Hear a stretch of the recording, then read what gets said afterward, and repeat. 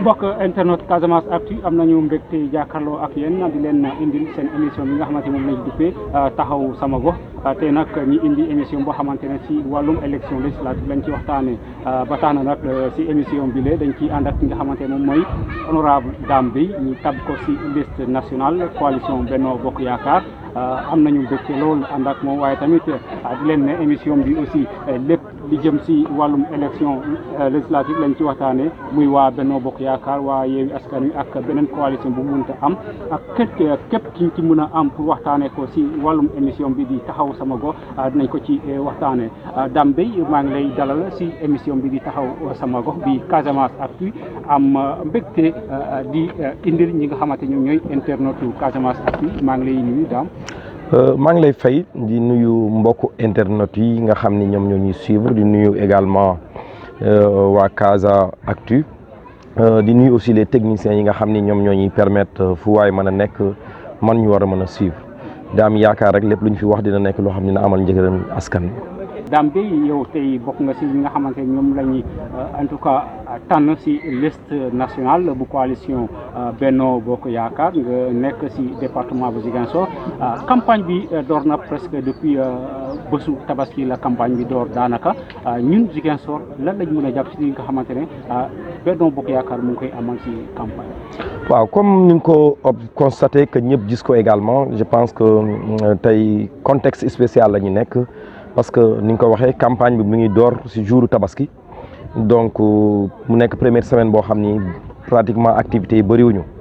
parce que ñu bëri dañoo jóge woon seen i ville dem rejoindre pratiquement seen i famille pour fêter en tout cas ak ñoom tabaski parce que tabaski day nekk fête bu am solo donc di ci profiter également di ci souhaiter en tout cas di wax déwénati à tout le monde di wax ni la coalition Benno Bokk Yaakaar commencé na. campagne am pratiquement tey toll na si fukki fan ak juróom-ñaar wala juróom-ñett suma juumul donc boobu ba léegi ñi ngi rencontré nit ñi di waxtaan ak ñun li nga xam ne moom lañ si war a njëkk a jàpp lu positif mooy ren au niveau de la coalition Benno Bokk Yaakaar tey l' ensemble des leaders en tout cas ils se sont retrouvés autour de l' essentiel mooy lu njëkk loo xam ne tey mun nañ ko noter parce que bu njëkk dañ daan dem élection ngay gis leader bi jaar nii kële jaar na le mais pour tey pour bii élection on a constaté que lépp loo xam ne leader nga nekk nga dans la coalition Benno Bokk Yaakaar rek yaa ngi si dynamique bi nga xam ne moo nekk mooy nous retrouver autour de l' essentiel parce que dañu gëm ni rek su Ziguinchor soxlawee waa askan wi soxla ñun suñuy intérêt crypto personnel dañ ko war a mën a teg de côté ñu jublu si li nga xam ne loolu mooy intérêt wu Sénégalais intérêt wu Ziguinchor waaye donc si loolu lañ nekk loolu moo tax tey l' ensemble des leaders yoo xam ñu ngi si coalition bi ñu ngi ànd nekk benn jëm uti ndam li comme ni ñu ko waxee boobu ba léegi nag ñi ngi dem à la rencontre des populations parce que ren nañu changé stratégie bu njëkk da ngeen daan gis ay meeting yu bëri da ngeen daan gis également ñiy def ce qu'on appelle des réunions publiques d' information mais bi yoon on a privilégié d' aller à la rencontre des populations fekk leen seen biir kër yi fekk leen seen liggéeyukaay yi waxtaan ak ñoom wax leen li nga xam mooy suñu projet wax leen li nga xam ne mooy suñu mbébét pour Ziguinchor mais également pour Sénégal beneen aspect positif bi nga xam ne am nañ ko aussi mooy la forte mobilisation des jeunes parce que tey ak loo mënti wax tey gis nañ ni tey depuis campagne ba démarré ba léegi tous les jours jeunes yi ñu ngi sur le terrain tey rek la ñu pare daanaka quartier bu mel ni Kandiala y avait presque 200 jeunes yoo xam ne ñoom ñoo mobilisé woon dugg si biir kër yi saafante ak population bi wax leen li nga xam ne moo nekk suñu programme kon nag am nañu yaakaar ni programme campagne bi mi ngi déroulé lu si des bëriwul donc am nañu yaakaar aussi le 31 juillet incha allah la coalition Benno Bokk Yaakaar va remporter les élections. mu nekk campagne boo xamante ne daanaka ku nekk mu ngi dem di joxe li nga xamante moom mooy programme am yéen Benno Bokk Yaakaar tey lan ñu mën a jàpp si li nga xamante moom mooy programme boo xamante ne tey bu élection yi jàllee dina mën a gunge président de la République d'ici 2024. waaw xam nga le pays xam nga Sénégal tey ku ko nekk di jiite mooy le président de la République moo nekk président aussi coalition Benno Bokk Yaakaar. te yàlla dogal na depuis 2012 ba léegi ñun ñoo nekk au pouvoir donc mu am benn programme benn projet boo xam ni tey ñi ngi koy dawal Sénégal mooy Sénégal émergent donc lépp loo xam ni tey foofu la mooy suñu horizon rek mooy horizon 2035 bi nga xam ne tey loolu lañ jubal pour nga permettre Sénégal mu mun a atteindre en tout cas mu mun a atteindre un développement bu normal si loolu nag dafa am ay projet ak programme yoo xam ne tàmbali woon nañ te loolu la ñu yaakaar ne tey suñu permettre au président de la République mu amaat majorité au niveau de l' Assemblée nationale dina ko mën a permettre mu mun a continuer tey projet ak programme yi nga xam ne am na ko tey soo ñëwee biir Casamance gis nga ni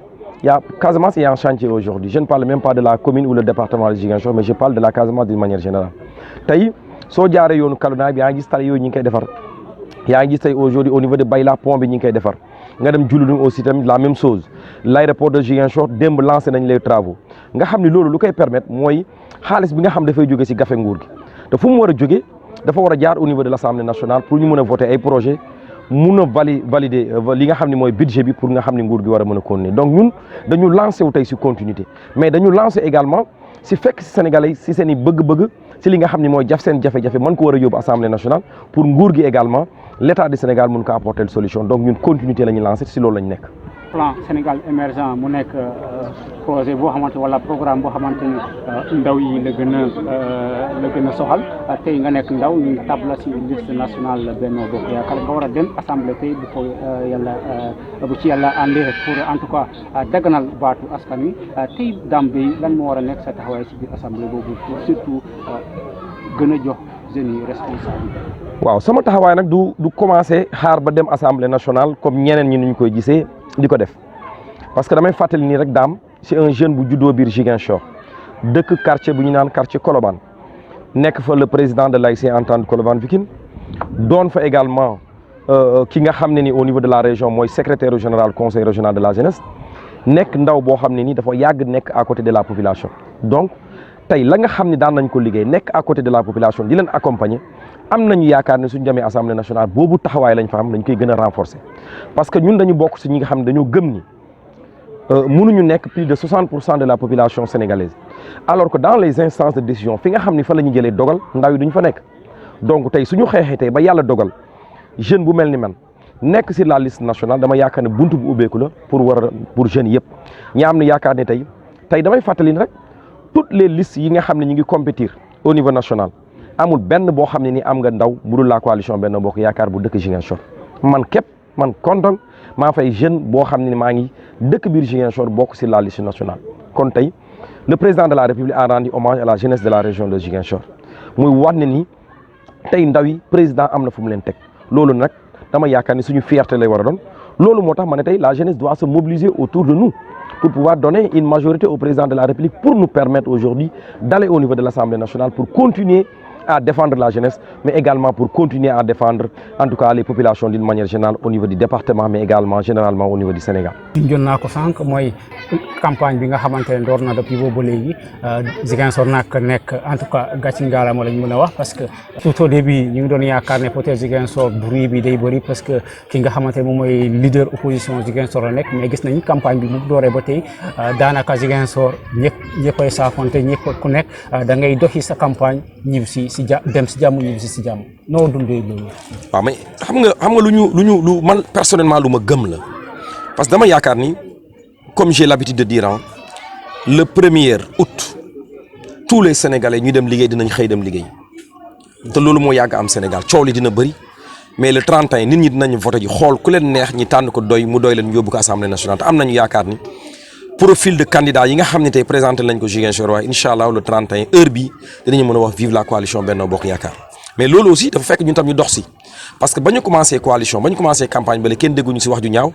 kenn dégguñu si wax joo xam ne dañu tooñ wala dañu saaga dañu xaste lu ñu gëm mooy am nañu projet am nañu bilan boo xam ne tey moom lañ am moom lañ dem yóbbul Sénégalais wax ñu seen bilan wax leen seen bilan saa fonte ak ñoom xam lan mooy seen bébét ñu jéem ko xool nuñ koy matérialiser suñu eggee au niveau de l'Assemblée nationale mais n'empêche dégg nañ fi ay discours yu doy waar parce que tey suñu déggee tey opposition mu naan nuñ koy wooyee tey votel la coalition Benno Bokk Yaakaar votel góor jigéen la man dama yaakaar ni loolu ay kàcc mënu ko gën a rëy parce que tey man damay gëm ni tey le leader de l'opposition bi ngeen di wax muy Ousmane Sonko nekk maire Ziguinchor moom mooy celui qui fait la promotion de l'homosexualité dans ce pays là parce que lu tax ma wax ko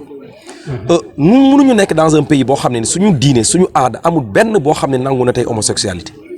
amul fenn fu mu ko nanguwee tey dans notre constitution suñu yoon suñu constitution dafa bannir dafa ne lépp loo xam ne acte contre nature la rek yoon day dal sa kaw donc on est au-delà tey lu jëm ci homosexualité le président yamu si mu dem dans les grandes puissances ñëpp di ko dégg mu ne tant qu'il sera président de la République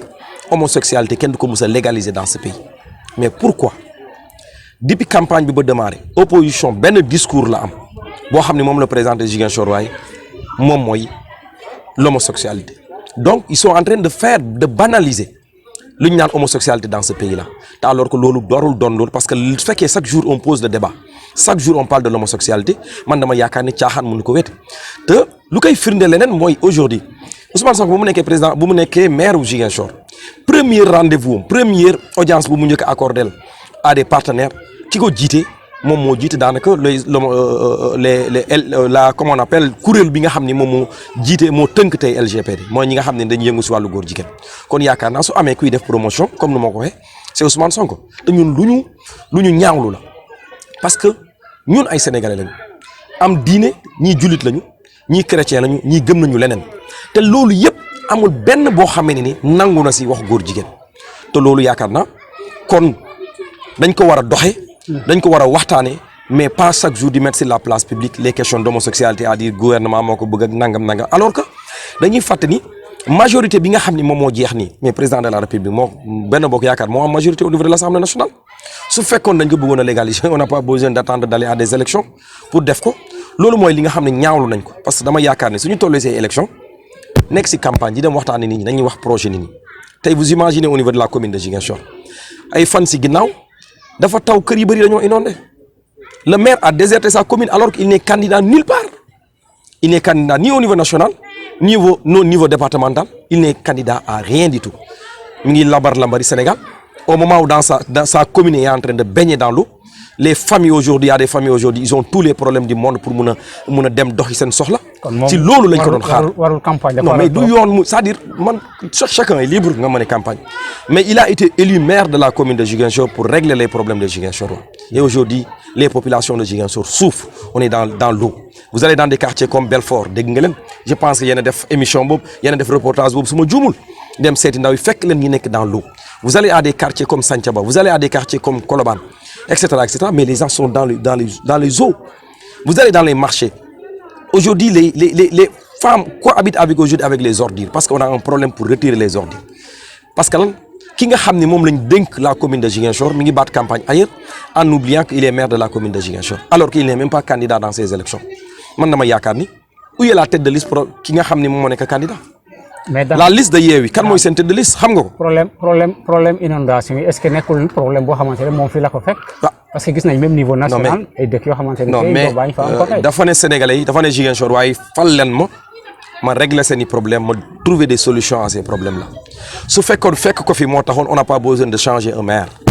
su fekkee les problèmes yi ñu fekkoon c'est parce que. maire bi daf ko fa fekkoon moo tax du ko régler on n'a pas besoin de changer c'est parce que il a dit aux Ziguinchor waa dama am programme bu mu tuddee xaw ma naka sax Burok non ñun dañ koy Buyok laa koy wooyee sax Buyok je pense comme ça Buyok noonu lañ ko war a tuddee si loolu lañ ko doon xaar mu trouver des solutions mais pas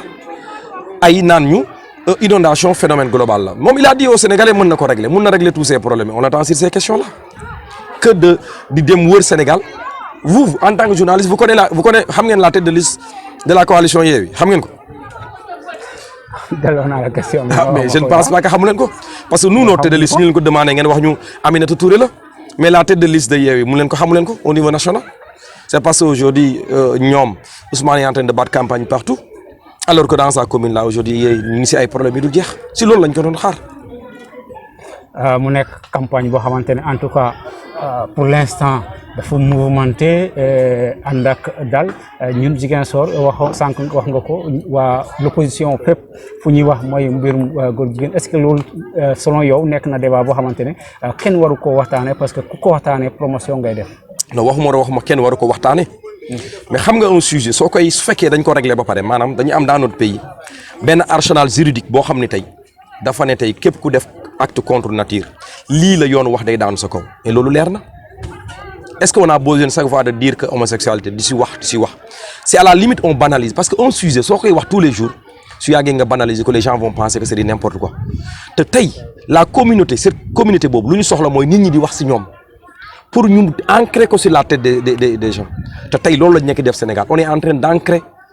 l'homosexualité sur la tête des Sénégalais banaliser ko de telle sorte que xale bi sax soo ko waxee affaire homosexualité lay wax ça c'est pas un sujet lan la ñuy wax mooy dañ ko criminaliser. Vous pensez que la criminalisation de l'homosexualité moom mooy régler le problème phénomène vous rappelez on a criminalisé le viol est-ce que dafa wàññi le taux de viol au Sénégal au contraire dafa jóg vol de bétail ça a été criminalisé est-ce que ça réglé na ko pas du tout C'est un phénomène qui est un fait de société, qui est dans nos familles, dans nos maisons, ça se règle dans nos familles. Donc, c'est dans les familles que le problème doit être réglé. Maintenant, parce que l'État doit en charge l'enfant sous guenné bir kër gi. Si bir kër gi parents moko fay yar, sous guenné État jël ko en charge. Maintenant, si bir kër gi famille bi mo wara gérer xalé bi. Maintenant, ñun suñu société amul ben yoon fu mu nangoo lu jëm ci homosexualité. Donc, nañ ñi wax lan moy sen programme. Nañ ñi wax lan lañu proposer Ziguinchor way comme malheureusement il peut pas. D'ailleurs, il peut pas. Parce que quand vous avez un candidat qui n'a même pas un certificat de résidence, que vous ne pouvez même pas identifier dans la commune de Ziguinchor. Ah, moi, le candidat, bon, je préfère ne pas citer son nom parce que c'est faire de la publicité inutilement pour lui. Mais celui qui est le candidat de Yewwi Askan Wi à Ziguinchor, il n'a même pas de certificat de résidence, il dort dans les hôtels. Vous ne pouvez pas le localiser à Ziguinchor, donc il ne peut pas comprendre ce qui se passe. Donc c'est normal qu'il parle aujourd'hui de l'homosexualité. Nous, on habite à Ziguinchor, vous allez à Colobane, vous demandez à Dame, on te dira qu'il habite dans cette maison-là. Je suis né à l'hôpital Silence, donc on a un vécu à Ziguinchor. Lui, on nous dit là où qu'est-ce que jeune. Encore une fois, il faut éclairer le débat. On ne dit pas que qui est sénégalais, Ziguinchor, qui ne l'est pas. Le débat ne se retrouve pas à ce niveau. Le débat se trouve. Il a préféré de Dakar, il n'a qu'à aller compétir à Dakar pour demander les voix des Dakarois. Nous, on est du département de Ziguinchor. On connaît aujourd'hui quels sont les problèmes de Boutouba Kamarakunda, quels sont les problèmes de Niadjou. Quand vous me demandez à Enampo, je suis capable de te le dire. Quand vous me demandez les problèmes de Kagid, je suis capable de dire que le problème de Kagid, c'est la route, etc., etc. On connaît les coins et les recoins du département de Ziguinchor. Voilà ce que nous demandons. C'est ce qui nous permettra, quand on va aller à l'Assemblée nationale, nous avons un problème au Ziguinchor. Quelqu'un qui n'a même pas là où habiter à Ziguinchor, comment il peut défendre les Ziguinchor? Honorable, en tout cas, ay fan néew ñoo des pour ñi jeexal li nga xamante moom mooy campagne électorale bi lan mooy en tout cas Benno Bokk Yaakaar lan la desee si programme à Ziguinchor pour toujours wéyal waxtaan bi nga xamante moom lay def si ak population. Encore et encore aller à la rencontre des populations. Il n'y a que ça. Aujourd'hui, on a mis l'accent sur aller à la rencontre, la proximité. Dem gis nit ñi waxtaan ak ñoom. Te bu campagne bi démarré ba tey déggu leen fenn violence. Waa ji nag dégg naa mi ngi waaj a ñëw. Te moom fu mu jaar ay mort la fay bay. Espérons que cette fois-ci il y aura pas de mort à Ziguinchor parce que ñun lu ñu soxal mooy ndaw ñi naka la ñu def ñu am liggéey. Ndaw ñi naka la ñu mën a def pour ñu épanouir mais pas pour assassiner, inviter les jeunes à un mortel combat. Ñun loolu du suñu campagne yaa ko fi wax. Bu campagne bi démarré ba léegi kenn déggu ko fi xas kenn macha allah ñu ngi ñuy déroulé normal mais waajaa ngi ñëw nag te moom nag fu mu jaar maara de daal ay mort rek nga fay dégg. yéen Ziguinchor yéen a ngi réussir loo xamante ne yeneen localité yi mënuñu koo réussir mooy débat d'idées. parce que waa ji dafa jaar dañ fa. ma ne parce que waa ji dafa jaar. kon moom fu mu jaar fu ne débat d'idées mun faa am. depuis mu ñëw dans l'arène politique ak léegi ñaata jeunes ñoo fi dee. ren rek moo si mujj. ñoom dañuy ne pouvoir mooy créer conditions. pouvoir du nit. Pouvoir musul demandé. Le pouvoir n'a jamais demandé à quelqu'un d'aller suñ la interdire marche demal marche au moment où yow sa doom yaa ngi naan gars yi may leen ko mu dem école mu dem jàngi ci école. yow ti di à cette jeunesse là dem leen mortel combat. yow nga génn dox ndànk. daagu fekk police yi taxaw nga déey leen sa nopp ba dafa sëgg ak bii façon ak yariñ bu mu ko àndal. man kat sama doom dama bëggoon mu dem jàngi ci école. loolu amalgame la. parce que la manifestation c'est le soir. doomam le matin la doon dem école Ziguinchor fii man mii sama jarbaat nee naa ko le matin demal école mais le soir dama ko ne carrément. waaw yow sa doom soo wàccee bul dem. waaw yow sa doom bu ñu la nee nga gontu 15 heures sa jaru nga gontu 3 heures. waaw yow sa doom. waaw wax naa da nga ne ko bu mu jàngee mais Dakar am na ñoo xam veille ba la ñu tëj école ya. c'est pas en tout cas le débat en tant que tel mais Dame sànq nee nga dañu ne constitution moo ne bu ñu la teree mat pour masse parce que mais si même constitution bind nañ ci ku nekk am nga droit def une marche pacifique. waaw ku nekk am nga droit à la résistance yooyu yëpp ci constitution boobu la ne. boobu constitution waxul am nga droit à la résistance xam nga yoon nag dafa am. dox suñu constitution moo ko permettre ñu ne la soo ko bëggee def na nga dem demander autorité na nga dem yëgale autorité bi. autorité ba nga xam ne moom nga koy yëgal moom moo am information pour xam ndax li nga bëgg a def ndax war nañ ko mën a def te waruñu ko def def nañu marche non première fois ba ñu ko defee dañ ko autoriser ñu dem dox ñu dox seen calme. suñu leen ko interdire bi yoon nañ ne comme bi yoon kat nguur tere nañu ko nañ toog xaar ba beneen yoon ñu déposé wax lan la yàq ay nit décidé inutilement lan lañ doon demandé nit ñi dox leen parce que on a rejeté la liste de la coalition Yewwi ba mu am ñaata nit ñoo si dee ñetti xaw ma ñeenti nit dee si après fa lañ mujjee dañuy dem élection kon ces gens là yu nga xam ñoo si dee dañu dee bêtement comme ça, on a perdu, voilà, ils ont perdu leur vie, leurs familles ont perdu leur vie, inutilement ont perdu leurs enfants comme ça. Alors que nous savons depuis le début, il allait participer à ces élections. Ils ont dit qu'ils n'ont jamais dit qu'il allait boycotter les élections. Et pourtant, ils ont demandé à ces jeunes-là d'amener watch ci talib. Ñu watch ci talib ñi dé après ñu tok quelques jours ñu ñëwote voilà bon on va aller aux élections. Donc voilà, vous avez voilà quoi dé ngeen mais ñun nos enfants vont continuer à aller à l'école. Est-ce que vous stratégicienne pour jéem repousser les élections là? Ñun stratégie pousse élection. Waaw bu bruit amé ñun ñoo décider ni dañuy dem ñun état moo décidé damay dem élection le 31 juillet. Su fekkoon dañ néwon ci mbir moobu yaakaar naa on n'allait pas programmer des élections. Alors Dame presque émission bi jeex na lan ngay ban appel ngay lancer ndaw li nga xamante ne ñoom ñooy voter mais aussi ñoom ñooy def li nga xamante ne moom mooy campagne pour leader ci campagne bi ñi en tout cas jekkali ko ci jàmm. Appel bu may lancer ndaw yi mooy de dire à la jeunesse que le président de la République en tout cas nous a fait honneur de permettre à un jeune comme moi d'être sur la liste nationale. Donc loolu fierté la. Comparaison pour comparaison, quand vous regardez la liste de Yewwi, il n'y a aucun jeune de Ziguinchor qui figure sur cette liste-là. Non, je dis sur la liste nationale. Je dis bien sur la liste nationale. J'ai dit, sur la liste nationale, aucun jeune de Ziguinchor n'y figure. Donc, yakarna lolu rek warna mëna tax ñom ñu xam ñañu yaakaaroon ni dem ñu leen wacc ci tali bi ban taxaway lañ am ci ñom. Ñun nak wané nañ suñu bop nénañ kat au moins un des jeunes de Ziguinchor kay bokk ci liste bi. Parmi les 25 hommes yu ñu choisir ci Sénégal yépp ñi ne daam mi dëkk Ziguinchor mom mo ci bokk ñom nak nañ ñu wax ban jeune lañ bolé ci liste suppléant moy compétir même suppléant yi nga xamné en général gaay fortal lañ amu doomu Ziguinchor après suñu paré ñi ne ndaw yi nañu dé so xolé sen liste bi 20 premières yépp amu ben ndaw bu fa nek ben ndaw new ñam waxon ni dañu mérité ñu ray leen ñu fusiller leen ñom lañu jël ñu def leen dans cette liste là donc yakarna ndaw ñi tay jël nañ conscience comprendre nañ les enjeux c'est de permettre au président de la République de continuer son mandat et de continuer les chantiers yi nga xamné démarré nako Ziguinchor tay ñun lolu mo ñu soxal dama né olof dafa né ku la dik añ dig la reer su la waxé xaaral ndeki nga wara mëna tok xaar ndeki tay su la nexé légui ni nga génn fi dem Dakar parce que le pont est là lan moko permettre c'est un projet un programme so démé légui ni génn dem Kalounaay jaar fa légui ni jaar ci bag ba pont ba dem Marsassoum génn Sédhiou yakarna koku c'est ça les résidents lolu moy acte lolu moy désenclavement lolu moy permettre aux Ziguinchorois d'aller de l'avant c'est en cela lañuy wo ndaw ñu comprendre ni aujourd'hui les enjeux c'est de donner une majorité à l'Assemblée nationale au président inshallah yakarna dañ ko am lo wax ci troisième mandat. Le débat n'est pas troisième candidature. Non, on n'est pas encore là n'est pas le sujet. Aujourd'hui nous parlons des élections législatives. Parce que c'est campagne. damay bëgg ñu koy dégg ci campagne. Loolu xam nga loolu motax mané tiaxan passé wul yu mel non. Élection bu wara am 2024. Yow aujourd'hui Ziguinchor ñi ngi ci ay jafé-jafé. Ñi ngi ci ndox bi waxulo leen no leen def pour trouver leen solution. Dund bi mi ngi cher waxulo nan lañuy wara def pour régler problème yoy. Yow nga ñi wax lu xaw 2024. Yalla rek mo xam lu wara xew 2024. Celui qui va être président de la République paré na yalla paré na ci. On va 2024. Occupons-nous de ces élections législatives. C'est ce qui m'importe. Lolu moma amal solo ci lolu la nek. Voilà, merci beaucoup Dambe. Nga nek ci liste nationale la grande coalition Benno Bokk Yaakaar surtout nga nek jeune bo xamantene Ziguinchor lañ la tané. En tout cas am nañu mbégte ànd ak yow ci suñu émission bi di taxaw sama gox bi Casamance Actu am ak en tout cas saa su ne mbégte di indil internet bi. Ten émission bi di taxaw sama gox bi nga xamantene amoon na en tout cas mbégte présenté leen ko ànd ci nga xamantene ñoom ñooy samay réalisateur ak technicien ki di Dembo Junior Koli Fat Bien ak Geneva Savali maa ngi lay jaajëfal en tout cas ñëpp ñi nga xamantene ñu ngi seetaan Casamance Actu di leen jox dig daje ci beneen émission si en tout cas di waxtaane wàllu législatif 2022